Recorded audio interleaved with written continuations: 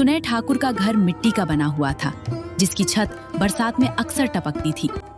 उसकी पत्नी गीता हर दिन घर संभालती और उनका छोटा बेटा नितिश स्कूल जाने का सपना देखता था।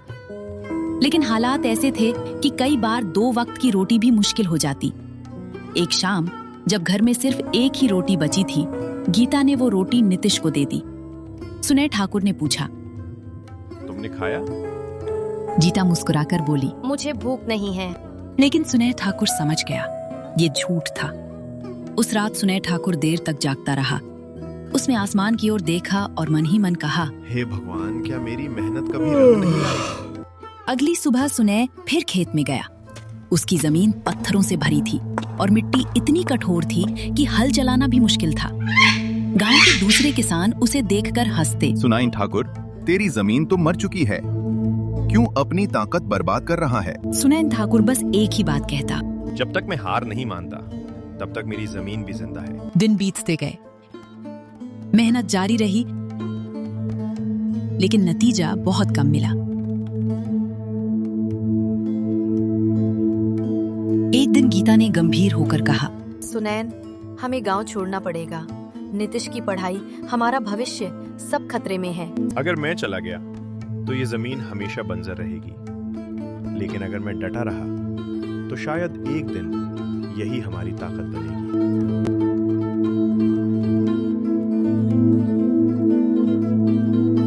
एक दिन जब सुनय ठाकुर हल चला रहा था, अचानक उसका हल किसी सख्त चीज से टकराया।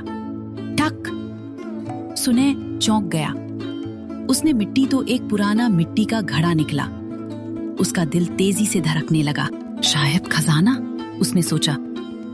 लेकिन जब उसने घड़ा खोला तो उसमें सिर्फ कुछ सूखे बीज थे।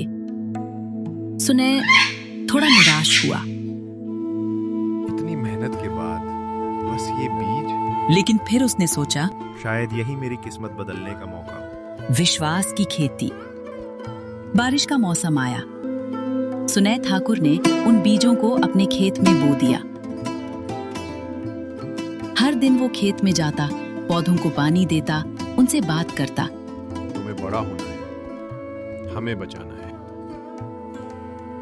गांव वाले अब उसे पागल कहने लगे, लेकिन सुनय ठाकुर को परवाह नहीं थी। धीरे धीरे बदलाव। कुछ हफ्तों बाद छोटे छोटे पौधे उगने लगे। वे पौधे बाकी फसलों से अलग थे। नितीश खुशी से बोला, बाबा, ये तो जादू है। सुनैन ने मुस्कुराकर कहा, ये जादू नहीं, मेहनत है। महीनों की मेहनत के बाद सुनय ठाकुर के खेत में इतनी शानदार फसल हुई कि पूरा गांव हैरान रह गया। जहां पहले बंजर जमीन थी, अब सोने जैसी फसल लहरा रही थी। शहर से व्यापारी आए और बोले, हम तुम्हारी फसल ऊंचे दाम पर खरीदेंगे। सुनाए कि आंखों में आंसू आ गए।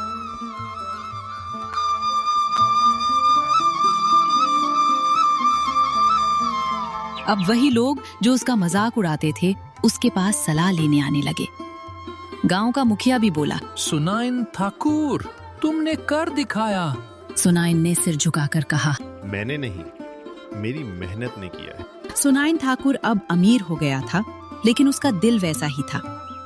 वो गरीब किसानों की मदद करता, उन्हें सिखाता। बीज नहीं, सोच बदलो, मेहनत करो, सब बदल जाएगा। एक दिन नितीश ने पूछा, बाबा, क्या वो बीज सच में खास थे? सुनैन ने उसे पास बिठाकर कहा, बीज तो साधारण थे बेटा, खास था हमारा विश्वास, हमारी मेहनत और हार ना मानने की जिद। सफलता के बाद की सबसे बड़ी पद्मित था। समय बीतता गया।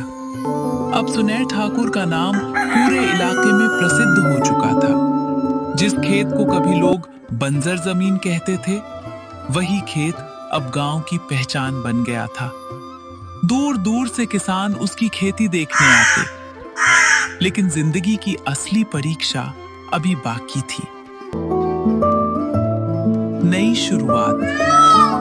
एक सुबह सुनय ठाकुर अपने खेत में खड़ा सुनहरी फसल को देख रहा था। तभी उसका बेटा नितीश दौड़ता हुआ आया।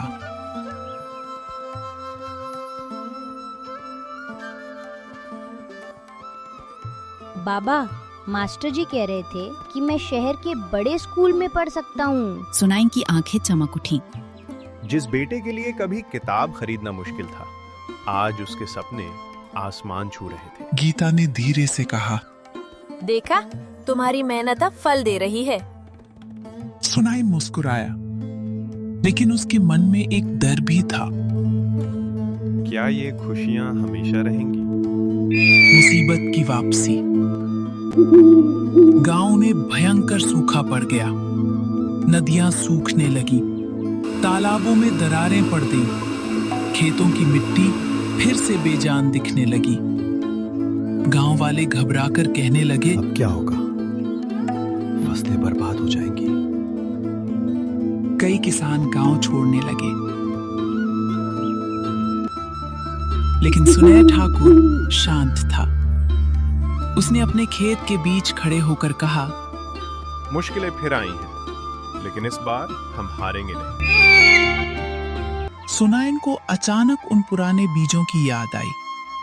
उसने सोचा, अगर एक बार मेहनत ने चमत्कार किया है, तो इस बार समझदारी भी करनी होगी।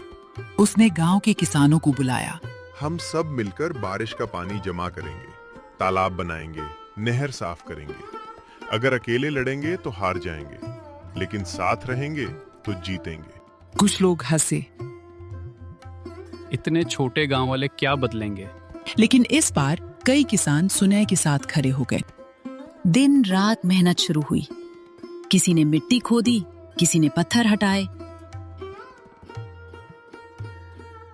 महिलाएं पानी और खाना लेकर आती।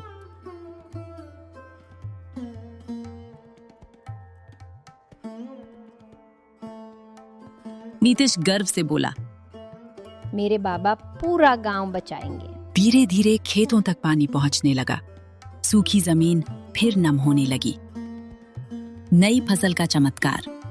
कुछ हफ्तों बाद जहां बाकी गांवों के खेत सूख चुके थे, वहीं बिहार गांव के खेत फिर से हरे होने लगे। लोग हैरान रह गए। शहर से अधिकारी आए और बोले, इतने छोटे गांव ने सूखे से लड़ने का तरीका कैसे खोज लिया? गांव वालों ने एक साथ सुनैन ठाकुर की ओर देखा, लेकिन सुनैन ने कहा, ये किसी एक की जीत नहीं है, ये पूरे गांव की मेहनत है। अब सुनैन ठाकुर सिर्फ एक किसान नहीं रहा था, वो पूरे इलाके के लिए उम्मीद बन चुका था।